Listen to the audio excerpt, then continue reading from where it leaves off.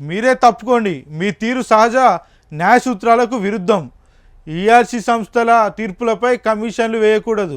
విద్యుత్తు విషయంలో చట్టాలు రూల్స్ పాటించాం. మాకు వ్యతిరేకంగా నివేదిక ఇవ్వాలన్నదే మీ ఉద్దేశం. నేను మీ ముందు హాజరై ఏం చెప్పినా నో యూజ్. జస్టిస్ నరసింహారెడ్డి కమిషన్కు మాజీ సీఎం కేసీఆర్ లేఖ. యాదాద్రి భద్రాద్రి థర్మల్ విద్యుత్ కేంద్రాల నిర్మాణం, ఛత్తీస్గఢ్తో విద్యుత్ కొనుగోలు ఒప్పందాల్లో గత ప్రభుత్వం తీసుకున్న నిర్ణయాలపై విచారణ జరుపుతున్న జస్టిస్ ఎల్ నరసింహారెడ్డి కమిషన్కు మాజీ సీఎం బీఆర్ఎస్ అధినేత కేసీఆర్ వివరణ ఇచ్చారు. విద్యుత్ కొనుగోలు ఒప్పందంలో కేసీఆర్ పాత్రపై వివరణ కోరుతూ కమిషన్కు నోటీసులు ఇచ్చిన సంగతి తెలిసిందే. ఇవాళతో గడువు ముగుస్తుండగా చివరి రోజున కేసీఆర్ కమిషన్కు 12 పేజీలతో కూడిన లేఖలతో వివరణ ఇచ్చారు.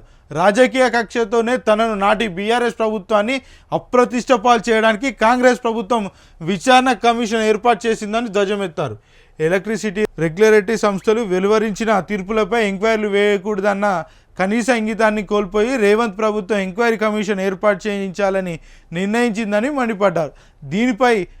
దీనికి హైకోర్టు మాజీ ప్రధాన న్యాయమూర్తిగా వ్యవహరించిన మీరు ప్రభుత్వ నిర్ణయం సరికాదని సూచించకుండా బాధ్యతలు స్వీకరించడం విచారకరమని విమర్శించారు.